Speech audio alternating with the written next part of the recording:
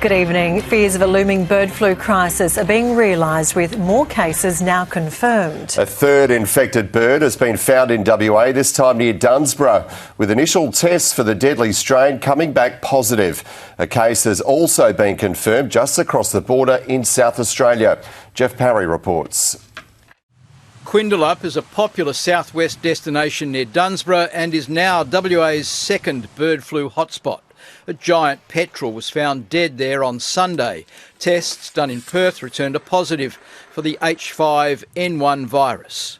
The sample has gone to Geelong, to the Australian Centre for Diseases, and I would expect that in the next day or two that we will get confirmation either way. The discovery comes on top of the two confirmed cases near Esperance at the weekend.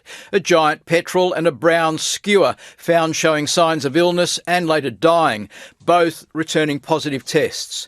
And today, confirmation the disease has been detected in South Australia.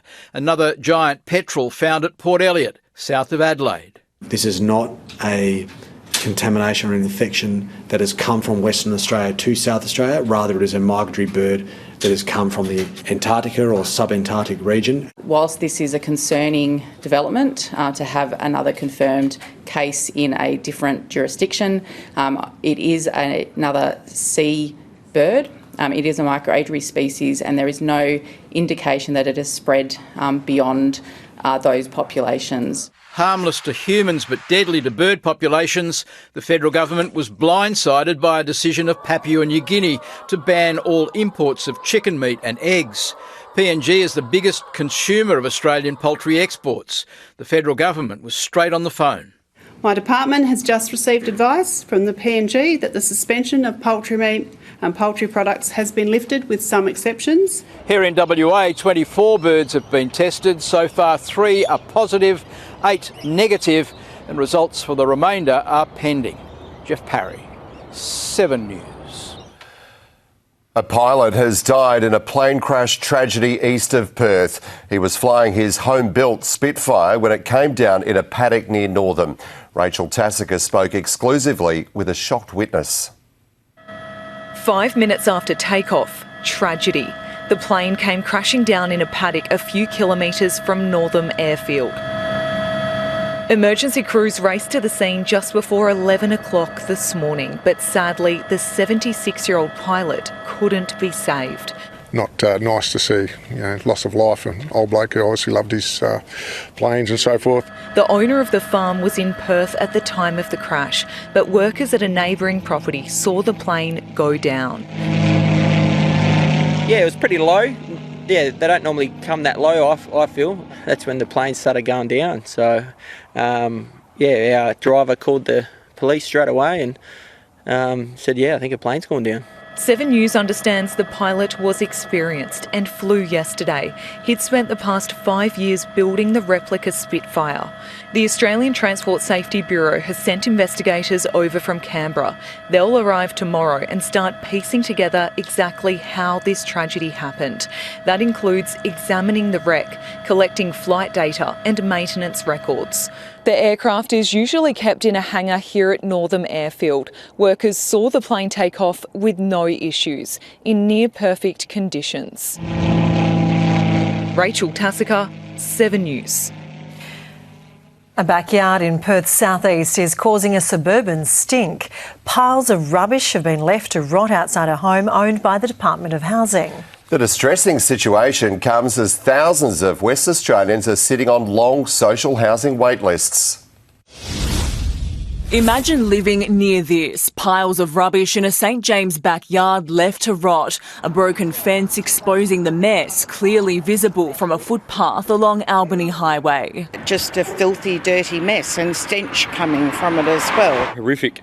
It's like a rubbish tip, all the rats, the smell of it, you just can't stand it. The health issue is number one, and it certainly brings the area down. The property is state-owned social housing. Neighbours claim the rubbish has been piling up for months. They've complained to the Department of Housing. Pretty sad, it's not how anyone should live, really. I empathise with the people that may have lived here, but at the same time I do think someone needs to take some responsibility in cleaning the area up. Neighbours haven't seen the tenant for weeks. There was no one home when we visited.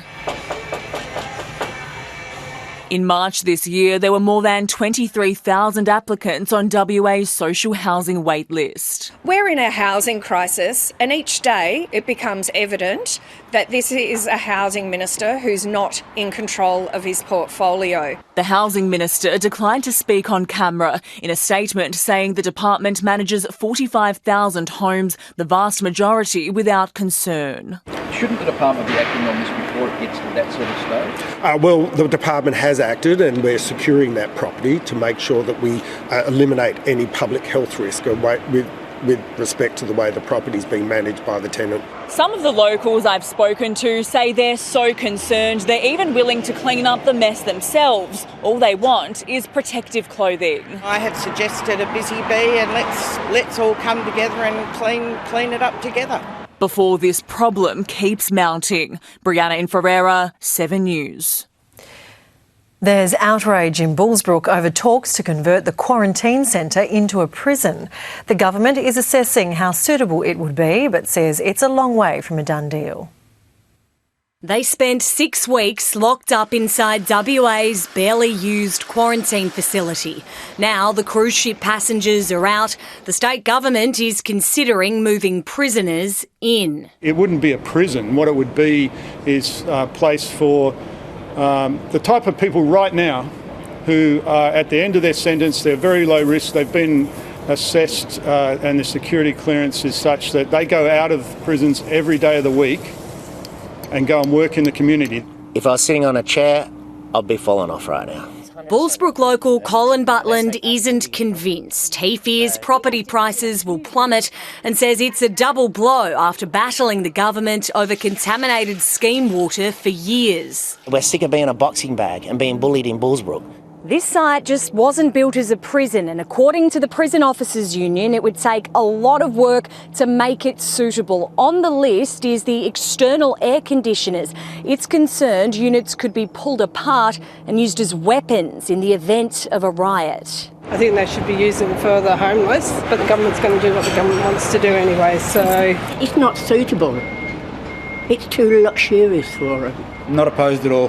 No, it's crazy full in there as it was, so 100% we've got the facilities, make it work.